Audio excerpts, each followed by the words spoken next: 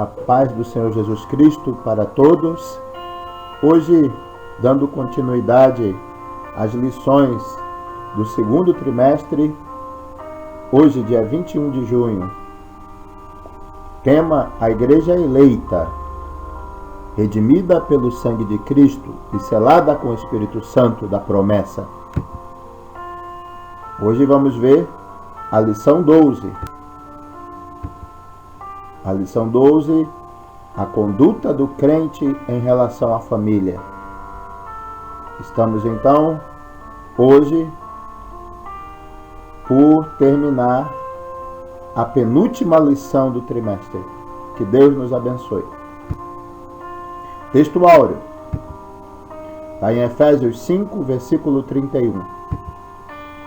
Por isso, deixará o homem o seu pai e a sua mãe, e se unirá à sua mulher, e serão dois numa carne. Oremos. Deus meu, soberano Pai, Tua graça seja sobre nossas vidas, e venhamos todos a entender, compreender o Teu querer e a Tua vontade. Ajuda o povo que Te busca. Ajuda a Tua igreja, meu Senhor. Dai-nos forças na Tua palavra, nos fortalece em tudo, Senhor.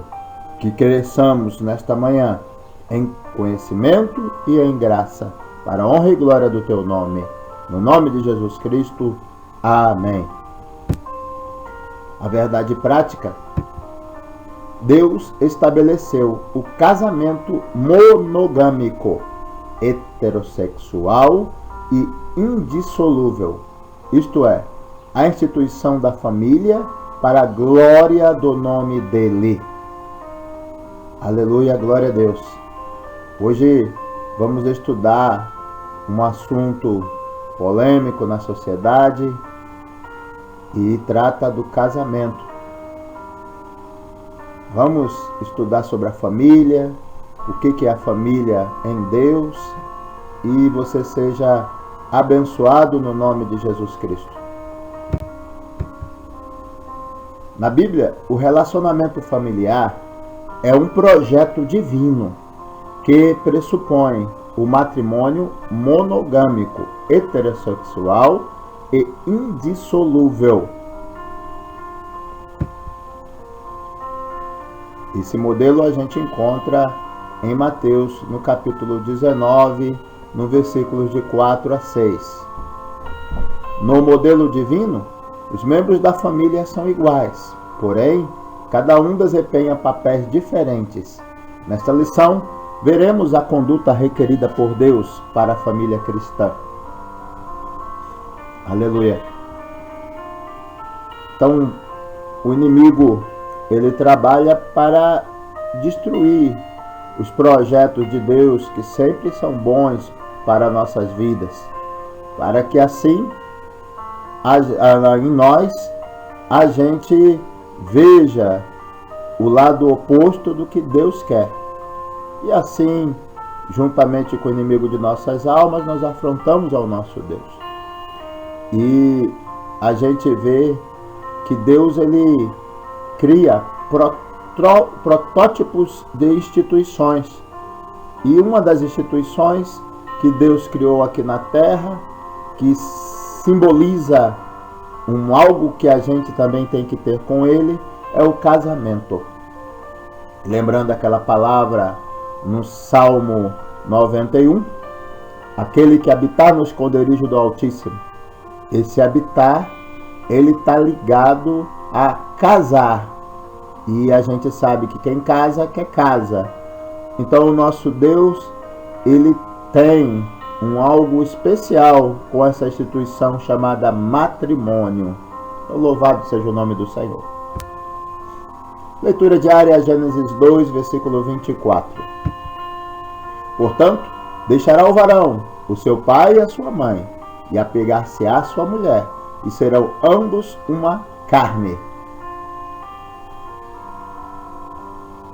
É por isso que, provavelmente, o dito popular que diz que quem casa quer casa, está relacionado também a esta palavra. Deus manda o casal se apartar da sua parentela. isso tem razões, né, que a gente vê no dia a dia, em casais que moram com os pais, que dá problema. Então, vejam que tem uma base na palavra. Deus planejou abençoar todas as famílias da terra. Efésios 5, 23.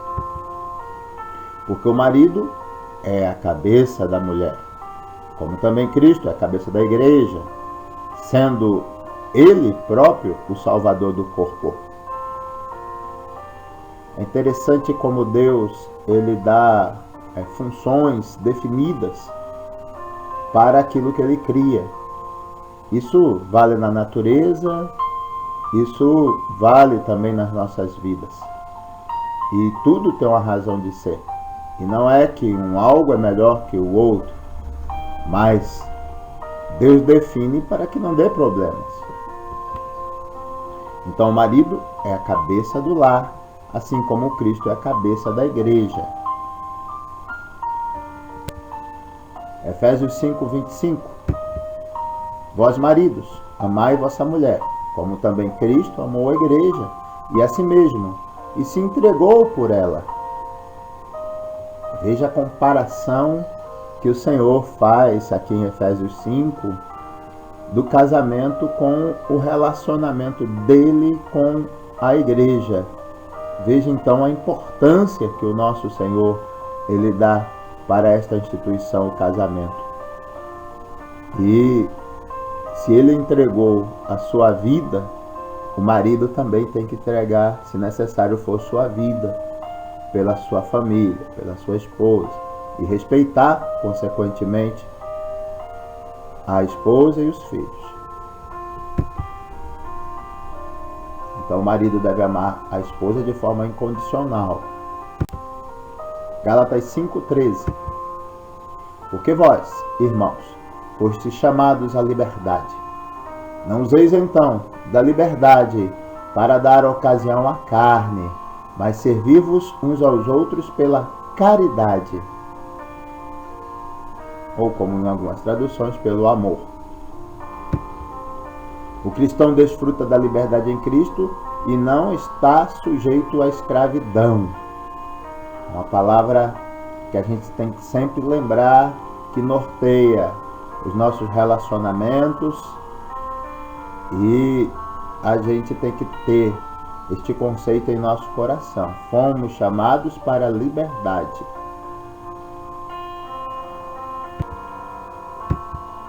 Lucas 2,51. E desceu com eles e foi para Nazaré, e era-lhes sujeito, e sua mãe guardava no coração todas essas coisas. Aqui temos aquela passagem quando o Senhor tinha 12 anos e os pais o perderam de vista. Depois de 3 dias que notaram isso, e quando procuravam, acharam-no no templo. E a gente vê que Cristo, ele era sujeito às ordens dos pais, mesmo sabendo quem ele era. Então não é o poder, e Cristo deu este exemplo, que faz a gente melhor que o nosso irmão. A gente vê que 3 coisas corrompem o homem: sexo, poder e dinheiro. É o tripé da corrupção. E o poder, em quaisquer níveis, pode corromper o homem. Então nós temos que estar preparados até mesmo para receber o poder de Deus com humildade, entendendo perfeitamente os propósitos do Senhor. E a sujeição aos preceitos, logicamente, da palavra. E se ao homem é dado ele ser o varão, o cabeça da família, ele tem que encarar isso como uma grande responsabilidade diante de Deus. Da mesma maneira, a mulher, ela também tem que compreender a grande responsabilidade que ela tem diante de Deus. Então, ambos, o casal, tem muita responsabilidade e nenhum é melhor que o outro. Cada um tem uma função definida pelo Senhor para que vá tudo bem na família e com os filhos e o dia a dia da casa. Então Deus deseja que os filhos confiem na sabedoria de seus pais. Assim, então, Cristo deu este exemplo. Ele se sujeitou a Maria e a José. Efésios 6:3. Para que te vá bem e vivas muito tempo sobre a terra. Então veja aí o mandamento da sujeição dos filhos aos pais, para que tenham vida longa aqui na terra. Então os filhos têm que olhar na palavra de Deus a direção de submissão e respeitar seus pais.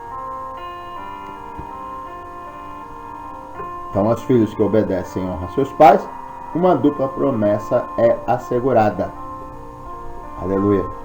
Então, tudo vá bem e vivas muito tempo. Louvado seja o nome do Senhor. Leitura bíblica em classe está em Efésios 5, dos versículos 21 ao 33 e Efésios 6, dos versículos 1 ao 4. Vamos ver Efésios 5. Sujeitai-vos uns aos outros no temor de Deus. Vós, mulheres, sujeitai-vos a vosso marido como ao Senhor. Porque o marido é a cabeça da mulher, como também Cristo é a cabeça da igreja, sendo ele próprio o Salvador do corpo.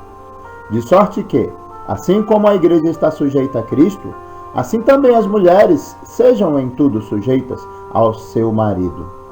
Vós, maridos, amai vossa mulher, como também Cristo amou a igreja, e a si mesmo se entregou por ela,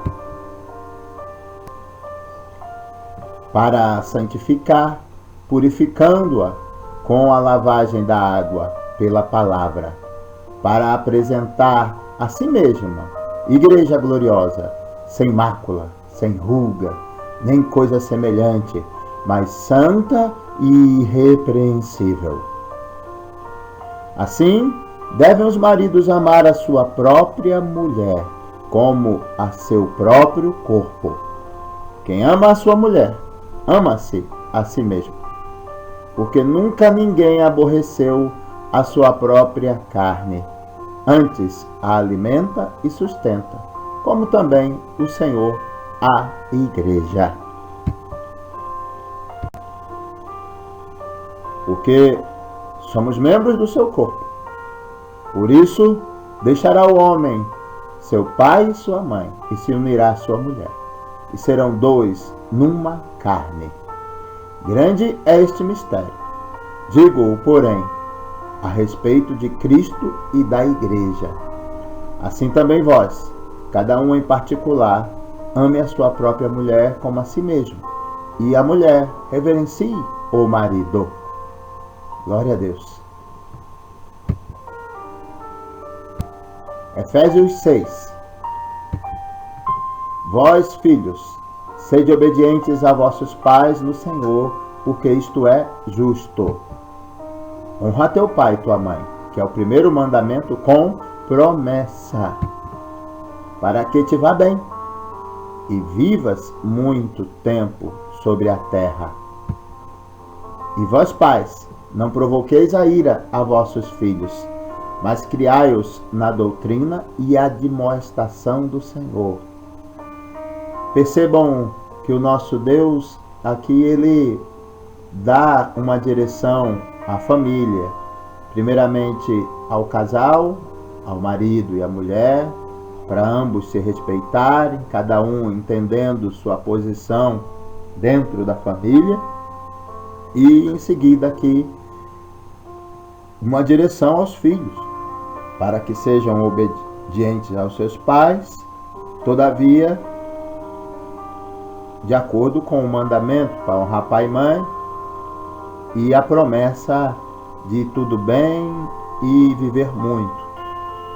E por outro lado, na reciprocidade no relacionamento familiar, os filhos terem também o respeito, logicamente, dos pais, que não deverão ser provocados e deverão ser criados na doutrina e demonstração do Senhor. Significa segundo a palavra de Deus, para que aprendam a palavra. Esta é a obrigação dos pais para com os filhos, dos filhos para com os pais e do marido para com a mulher e vice-versa. Vamos ver o primeiro tópico da lição, a conduta do crente como marido.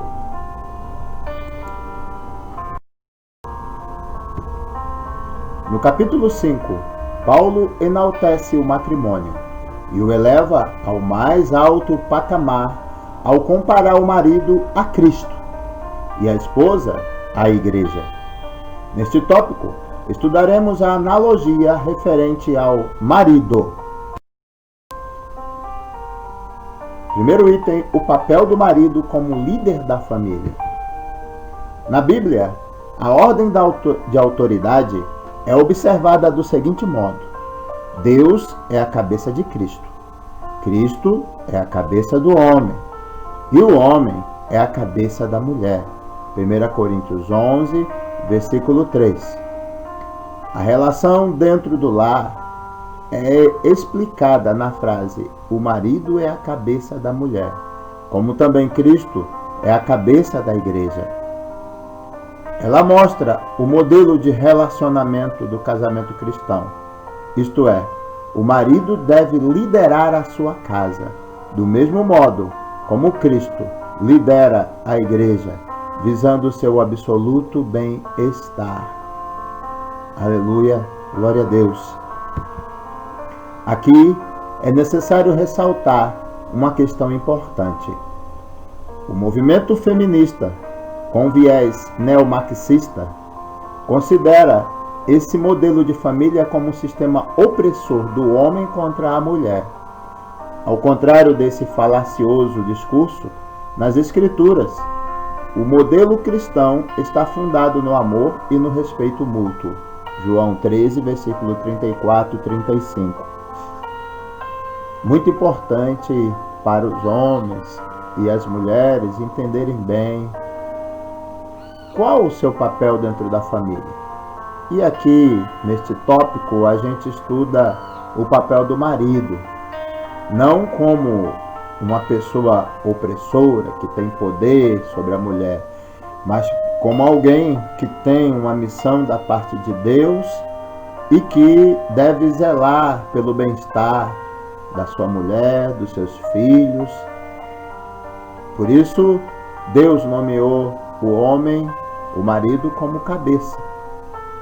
E notem que nas relações, quaisquer que sejam na humanidade, dentro da humanidade, a gente vê que não tem como dois líderes estarem liderando juntamente. Nós somos constituídos com digitais diferentes, por vezes pensamentos opostos, e não tem como dois líderes liderarem ao mesmo tempo. Dá confusão. Creio que o nosso Deus, sabendo disto, Ele constituiu lideranças. Isso vale na família, vale na igreja, e com isso também Ele não dá a nenhum mais importância ou menos importância.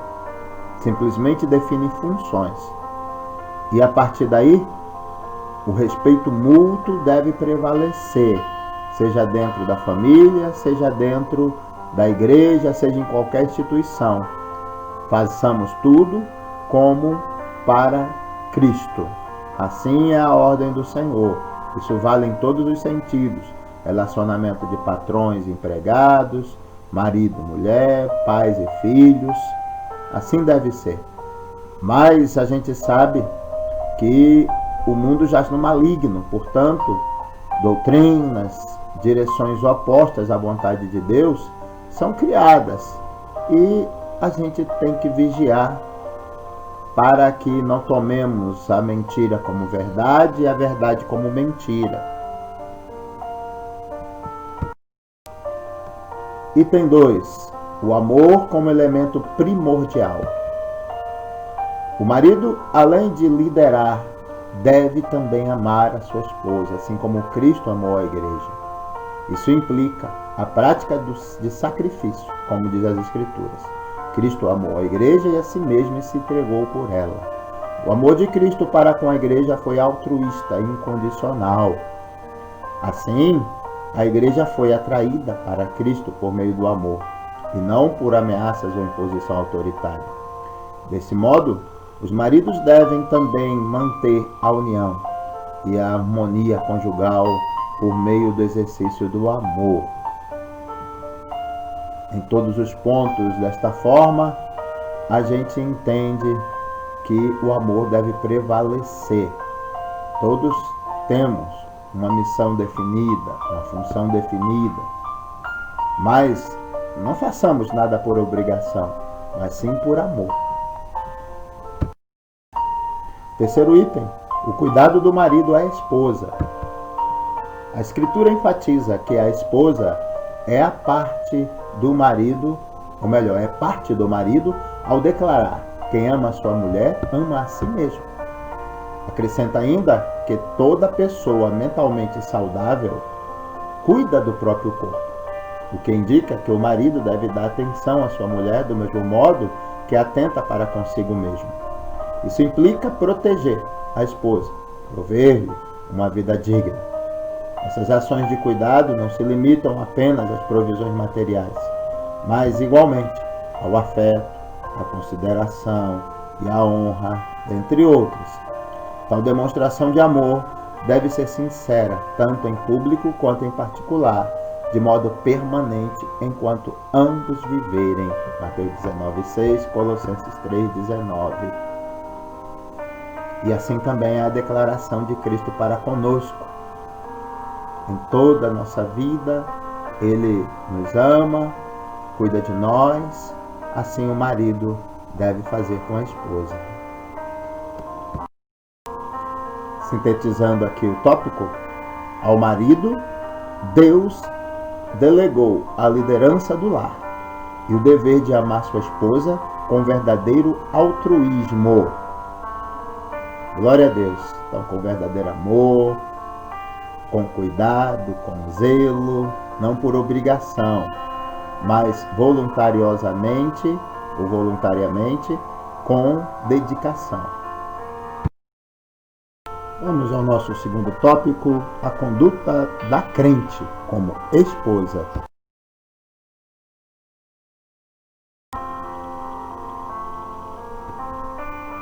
De acordo com a analogia paulina, em relação ao matrimônio, a esposa casada é comparada à Igreja de Cristo.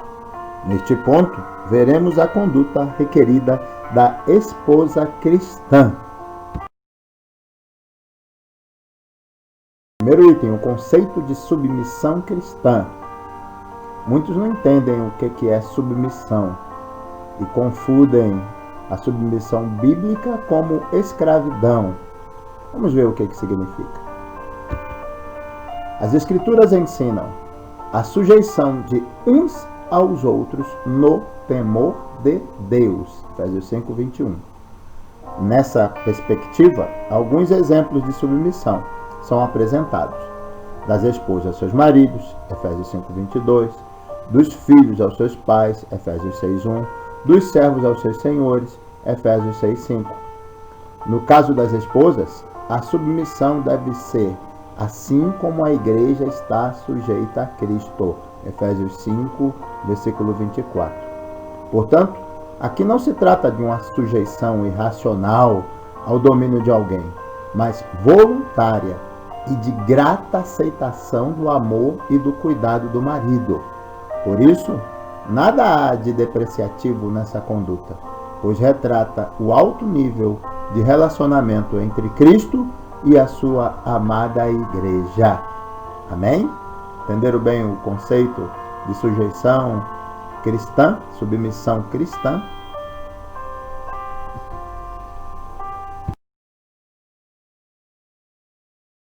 2, a condição da mulher cristã. Na cultura judaica, a mulher ocupava a posição secundária e era parte da propriedade de um homem. Na sociedade grega, as mulheres eram tratadas como inferiores e as esposas eram escravizadas. No Evangelho de Cristo, as mulheres alçaram posição de dignidade igual aos homens. Gálatas 3, versículo 28. Ao conversar com a mulher samaritana, Cristo quebrou paradigmas da época e se opôs ao preconceito e à discriminação.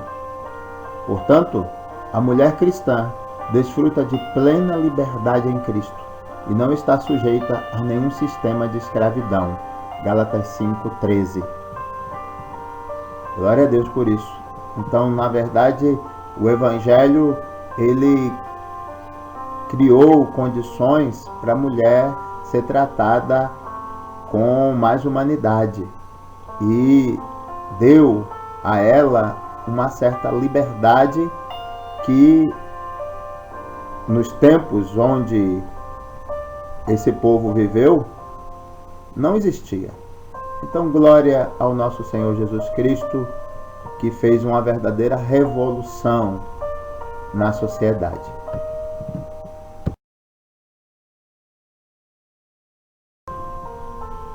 Item 3, a reverência devida ao marido. O amor do marido para com a esposa deve ser altruísta. Capítulo 5, versículo 25 de Efésios. Esse amor serve ao propósito divino de capacitar a esposa a ser recíproca ao marido. O homem que assim se porta coopera para que a esposa o reverencie. Essa reverência consiste em estima e respeito para com o marido. Denota o sentimento que conduz a esposa a agir de modo a agradar seu marido. Essa postura é demonstrada quando ela o apoia e o ajuda em sua tarefa de liderar. Significa que a esposa participa das decisões em família, porém, não procede como opositora, nem desautoriza a autoridade do seu marido. Muito importante a gente entender este papel de respeito. Então, notem aqui que essa reverência é por conta do entendimento da missão do marido, que é uma missão bem difícil. E cada um vai dar conta diante de Deus. E se a esposa entender bem isto, vai ajudar o marido nas tarefas, entendendo qual a posição dela e qual a posição dele diante de Deus. Então é como no barco, onde tem alguém que pilota o barco. E este piloto não é mais importante ou melhor que os outros, mas todos apoiam. Se alguém vê algum obstáculo à frente que o piloto não viu, ele vai alertar o piloto: olha ali, tem uma pedra, tem isso, tem aquilo. E aí o barco não naufraga.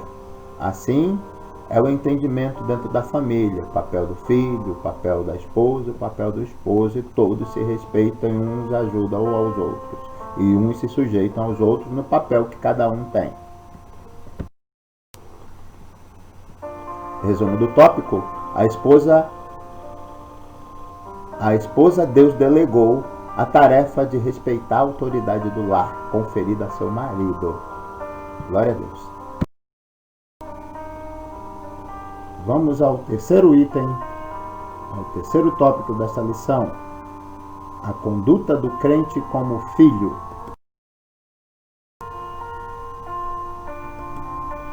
A virtude da longanimidade capacita o crente a ser tolerante com os erros alheios e assim liberar perdão aos ofensores. Primeiro item, a responsabilidade dos pais. Os pais devem criar seus filhos na doutrina e admoestação do Senhor. A palavra doutrina ou disciplina, do grego paideia, significa orientação ou treinamento para o desenvolvimento do caráter e pronta obediência das normas. Já a palavra admoestação, do grego nouthesia, quer dizer instrução ou advertência, que que faculta a distinção entre o mal e o bem. Além dessas exortações, cabe aos pais estabelecer os parâmetros de conduta e reagir contra a desobediência de seus filhos. Os critérios dessa educação estão na palavra de Deus, Provérbios 22:6. Por outro lado, os pais não devem abusar da autoridade recebida, pois eles devem educar com brandura e amor, sem rigor excessivo ou imposições injustas, a fim de não incitar a ira dos seus filhos, conforme está escrito em Efésios 6, versículo 4. E, logicamente, isso não quer dizer que a criança ou o filhinho vai ficar à vontade, fazendo o que quer, e a gente achando bonitinho a rebeldia dele. Porque se a gente achar bonitinho a rebeldia, quando ele crescer, vai continuar rebelde. Quem é que vai segurar? A conduta requerida dos filhos. O dever dos filhos é apresentado de forma objetiva pelo apóstolo. Vós, filhos, sede obedientes a vossos pais. A explicação para essa postura é categórica, porque isto é justo. Ela segue a ordem natural divinamente estabelecida, pois Deus deseja que os filhos confiem na sabedoria de seus pais. Para ratificar esse ensino, o apóstolo cita o 5º mandamento: honra a teu pai e a tua mãe, conforme Efésios 6:2 e Êxodo 20, versículo 12. Assim os filhos devem obedecer e honrar seus pais. Logo, obedecer significa cumprir o que é ordenado, e honrar envolve amor, respeito e até mesmo o sustento em caso de necessidade. Portanto, a obediência é devida enquanto os filhos viverem sob a tutela dos pais, e a honra é um dever para a vida toda. Glória a Deus por isso. Terceiro, o mandamento com promessa. Aos filhos que obedecem e honram seus pais, uma promessa dupla lhes é assegurada, para que te vá bem e vivas com muito tempo sobre a terra. Essas bênçãos incluem prosperidade exterior e vida longa.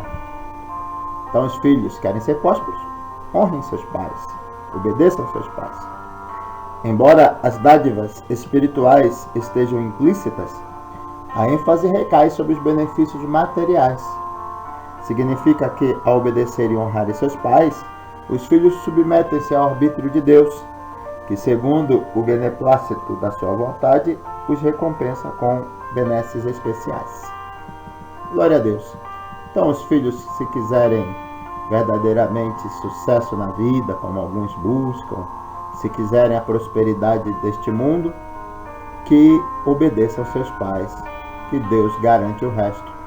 E, lógico, estejam inseridos no contexto da palavra de Deus, obedecendo aos preceitos divinos.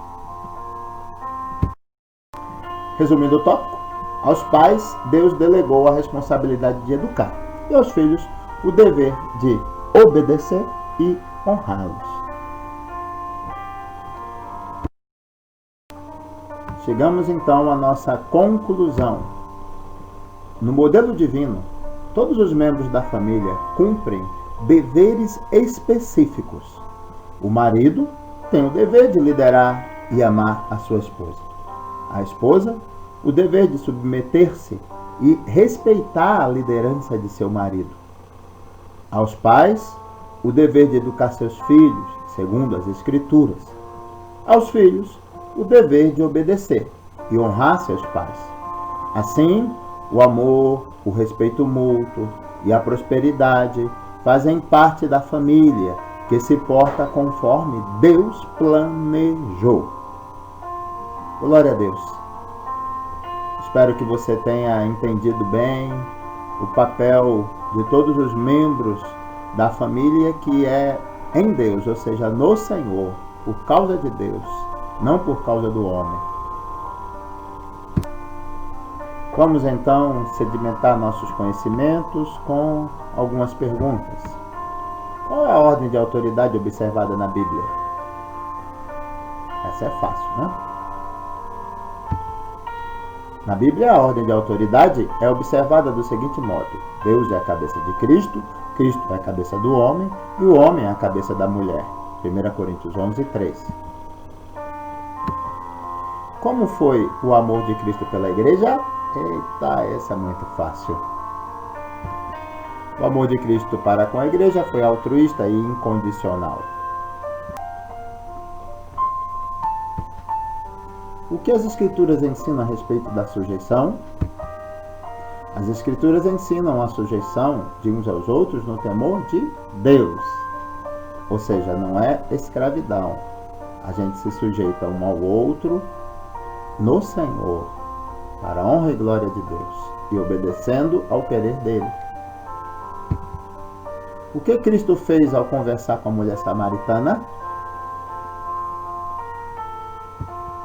Ao conversar com a mulher samaritana, Cristo quebrou paradigmas da época e se opôs ao preconceito e à discriminação.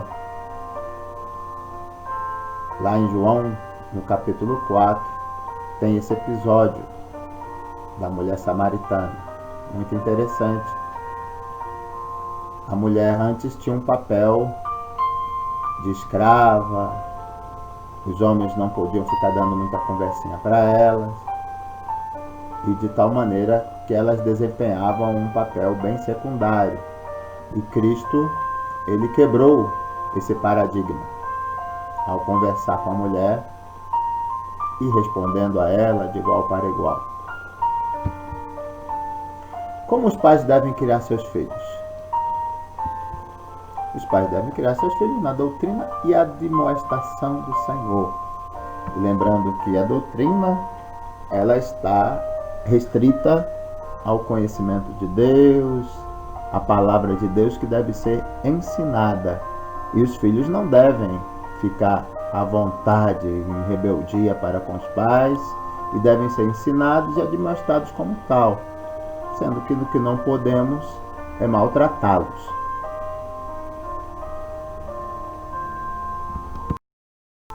Próxima lição, dia 28 de junho, é a última lição do trimestre.